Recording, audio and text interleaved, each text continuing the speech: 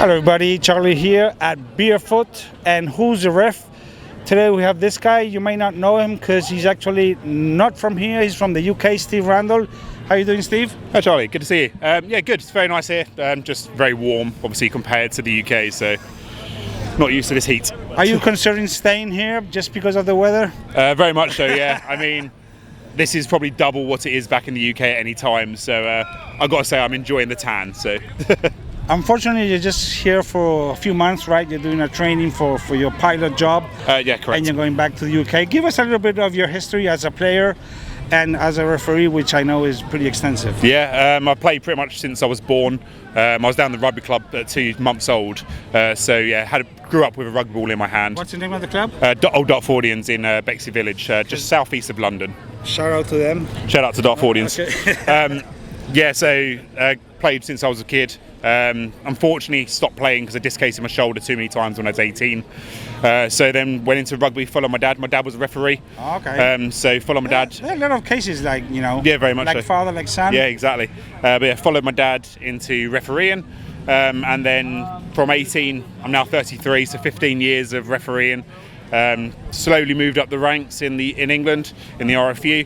To the point got to national level, and then obviously I'm here for 6 months, so making the most of bringing my experience and just getting involved in rugby out here. Rugby's been such a big part of my life that it's just good to give back.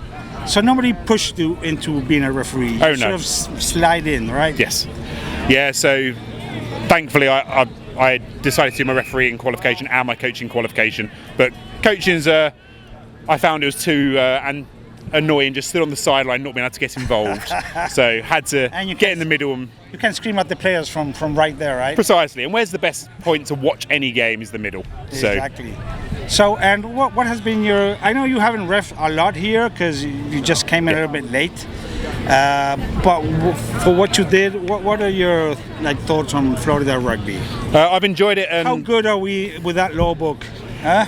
Still developing, should we say? I think is the best way to describe it. I've had to educate some people on the core values a few times, but people are learning, and as we all know, it's still a growing sport in the US. Oh, yeah.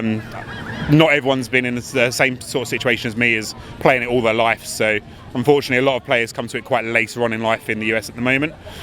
So they're still learning, but as I said, it's developing well.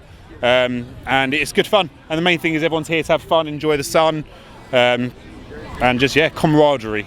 Yes, I guess you don't have too much of beach rugby in the UK, right? Definitely not. No. So and per your experience here, you said players could be a little bit knowledgeable. Yes. Compared to the UK, is that something that over there they sort of try to teach the kids from the beginning to learn the laws? And why is it important to know the laws? Because many of these guys, they've never seen the law book. No, that's true. Not the printed one, of course. Yep. But they don't even have it on their phones. Yep. So why is it so important? I mean, first of all, in the UK, you play since you're a young child at school. In the US, you play other sports. You play football, you play basketball, baseball, etc. But rugby hasn't really kind of developed as a youth sport in schools. No. Whereas in the UK, I played throughout the whole of my school career. We didn't play any other sports. We played cricket in the summer, but apart from that, it was just rugby. So yeah, we've just learnt the laws as you go along and picked up more and more. But as you come back to your other question, the laws are so key to know, because you need to have that game knowledge of how to adapt and how to use the laws to your benefit. So for example, you'll see in one of the games here, in sevens, from a kickoff, if you touch the ball down in the goal area from the kickoff, it's a free kick to you straight away and halfway. But a lot of players, as you see, will just run it back out and only get 5 metres. So they've lost quite a lot of ground from what they could have had.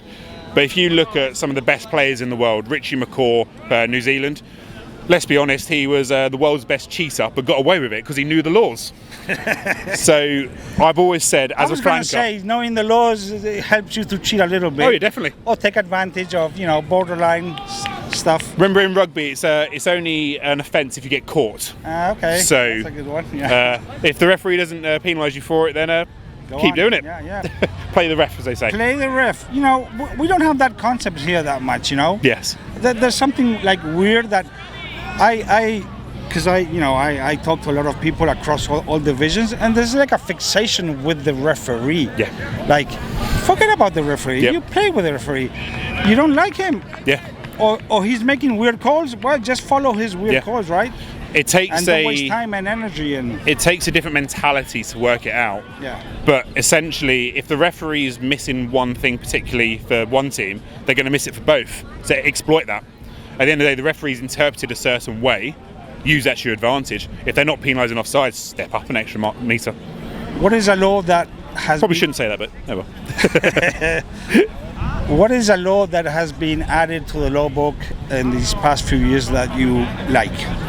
I like the fact that we're looking at safety, especially in the 15s game and in the head impacts. I think there's still work to be done, but we are getting there. You've noticed there's a lot less head impacts coming in, whereas we're trying to encourage players to tackle lower.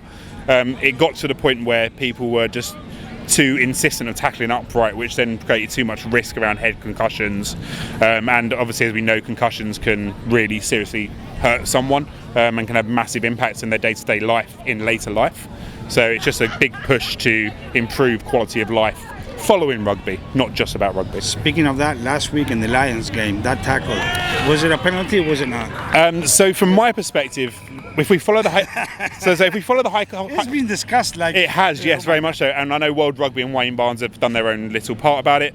But for me, the key question is if we follow the head contact process just to split it up, has there been head contact? Probably yes. But has there been foul play?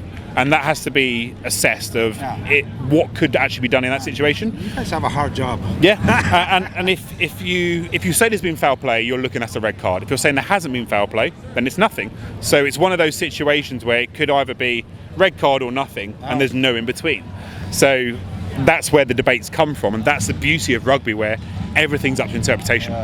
So what is a law you would like to get rid of or change? I think the held up turnover maul I'd like to get rid of. What would you do? So encourage people to actually get the ball moving. So again, it takes away from that upright tackle where you wrap them and just try and hold them up, because people try and do that to get the turnover maul. Whereas personally, that slows the game down. I'd rather it be, if you don't have that, people aren't going to be encouraged to hold them up. Therefore, you're going to have quicker tackles, quicker breakdowns and quicker play. So therefore, makes it a bit more exciting for everyone else to watch. Okay. I want you to give a message for the young guys that to encourage them to become a ref at some point.